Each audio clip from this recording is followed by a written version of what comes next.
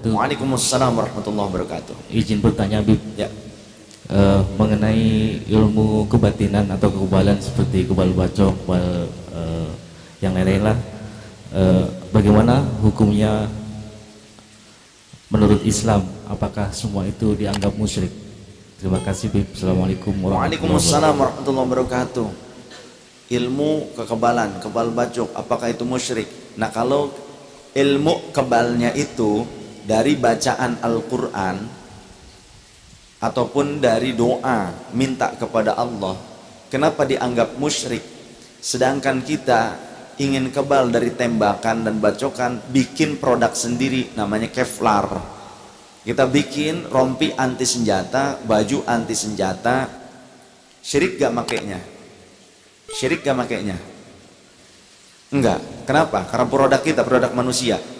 Kenapa kekuatan dari Allah ketika kita berdoa, membaca ayat Allah dalam Al-Quran, membaca doa dari Rasulullah SAW seperti Bismillahirrahmanirrahim, la yadurru ma'asmi syai'un fil ardi wa la fis samai yasmi'ul alim, membaca doa dengan bahasa kita, minta kepada Allah, ya Rabbi, aku mohon kepada engkau kuatkan tubuhku, ya qawiyyu qawini, jangan biarkan tubuhku mudah terluka oleh senjata.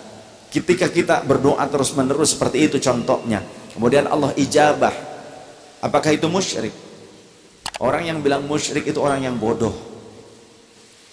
Orang yang musyrik orang yang bodoh, ya.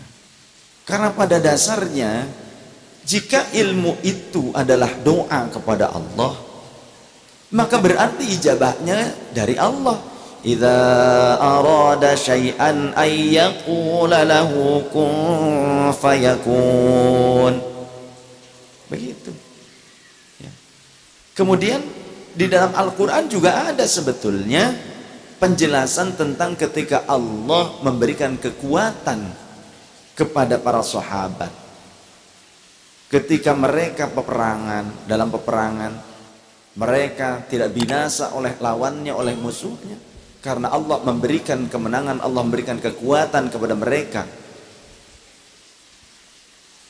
Lantas ketika para sahabat berdoa, berzikir kepada Allah, dan di antara zikirnya, slogannya, zikirnya para sahabat ketika perang diantaranya ahad, ahad, ahad, ahad, seperti itu.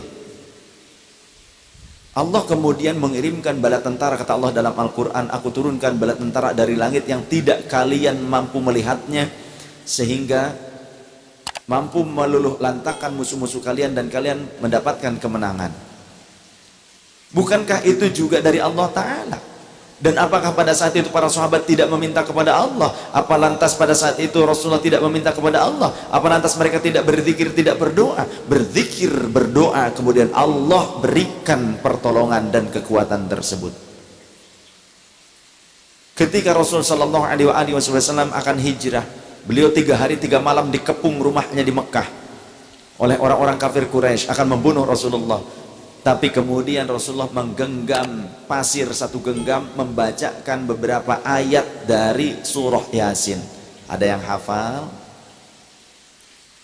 Beberapa ayat yang dibaca oleh Rasulullah ditiupkan ke pasir dari surah Yasin. Apa? Ayo dong baca. Waj'alna min baini aydihim saddan wa min khalfihim saddan fa aghshaynahum fahum la yubsirun.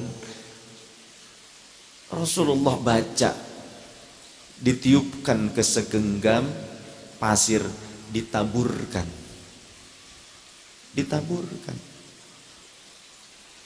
Jadi intinya jika ilmu tersebut merupakan zikir dan doa kepada Allah, kemudian Allah memberikan pertolongan dan kekuatan, itu boleh.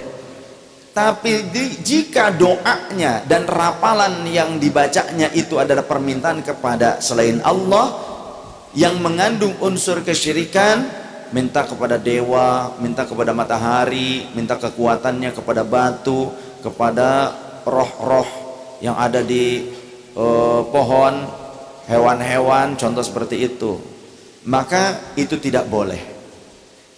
Ya, demikian. Wallahu alam. Insyaallah nanti akan saya jelaskan lagi mengutip beberapa dalil yang lebih konkret, yang lebih luas penjabarannya tentang hal ini. Dulu sempat saya menjelaskan hal ini, cuma karena belum punya kameranya, jadi mungkin belum divideokan. Dulu pernah saya menjelaskan tentang ilmu kebal bacok, itu pernah saya menjelaskan menurut ayat Qur'annya apa, ada. Ya, kemudian riwayat para sahabat bagaimana, itu dulu saya pernah jelaskan. Tapi kalau saya jelaskan sekarang ini terlalu malam. Sekarang saya rasa cukup dulu pertemuan kita karena sudah jam 23 lebih 35.